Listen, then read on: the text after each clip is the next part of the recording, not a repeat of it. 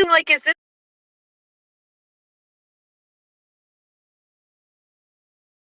how like drug addicts feel when they fucked up their life so much and they wake up every day and they're just like, I fucking suck and I've done so much harm to people, and then that's why they just like go back to like that life, because like living in the life where they've faced every day with like the reality of all of their mistakes is too much for their heads and their hearts.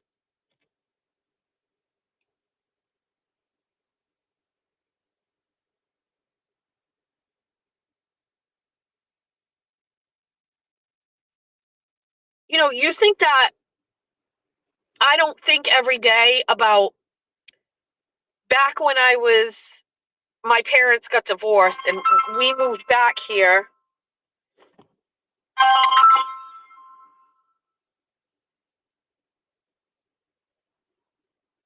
that I went to BCC, right? And I was in college and I was working part-time, and I got offered a full-time job at the YMCA to be like the site director for the after-school program. And you think I don't think about how I took the easy way out and took the job so that I could have a little bit of money because I was tired of not having any money? You think I don't every day revisit that I should have just stayed in school and suffered even and had the intestinal fortitude to suffer through not having gas money or going out with friends? And by the way, like, certainly not financing like, you know, real true debauchery. I was just, you know, could go out to dinner once in a while. Like, you think I don't think about those decisions and how I didn't stick it out and didn't go to UMass and get my degree and didn't change my life with an education?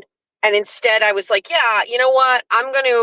I'll go back in another semester, but let me just go work for full time for a little while so I can get out of my house and get away from my mom's toxic shit. You know what I mean? Let me go get an apartment. You think I don't fucking look at those decisions and think that those things put me on a fucking path of where I am today? I do. All the time I think about that. It's why I'm so fucking hyper fucking focused on the decisions my kids make. Because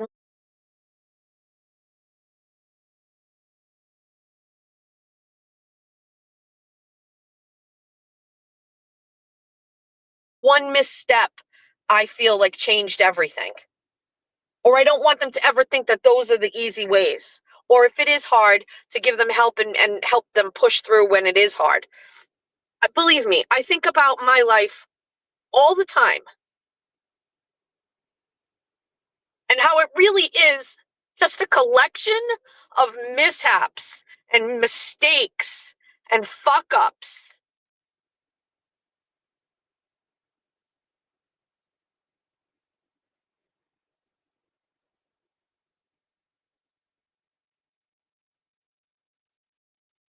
And if you took my kids away, if my kids were not here, I literally have nothing worthy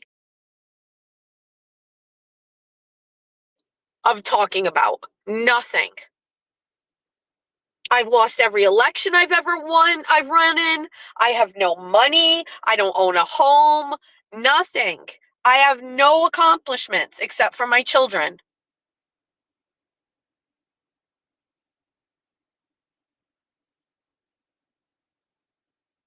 The best thing I can do every day is push all of that down and fake it every single solitary day. And it is tough for me to have found a job that I like, that is lucrative, that I can do with my sickness, which, I really fucking wish I didn't have lupus. I really wish that didn't happen. It's ironic to me that in order for me to get this job, do this job, and do all of those things, it is causing me to self-reflect on my life and who I am as a person every single solitary day. And I just don't know if I like it. I don't know if I like me. And I understand there's going to be a bunch of people who like me and are going, you know what, Jess, I'm so tired of the self-deprecation or whatever. The reality is that this is what I'm faced with all the time, every day. Do I go through periods of times where I block it out? 100%. Sometimes it gets to me. You know, you and I both know that there was a span of time where I wasn't mentioning Jen Altman at all. That did not stop that woman from going on attacks on multiple accounts to disparage me, make fun of me, do all that stuff. I don't match that energy with her. I don't match that energy with her. And George and I were talking about not Jen Altman in particular, but I was saying about that. And George was like, well, match that energy.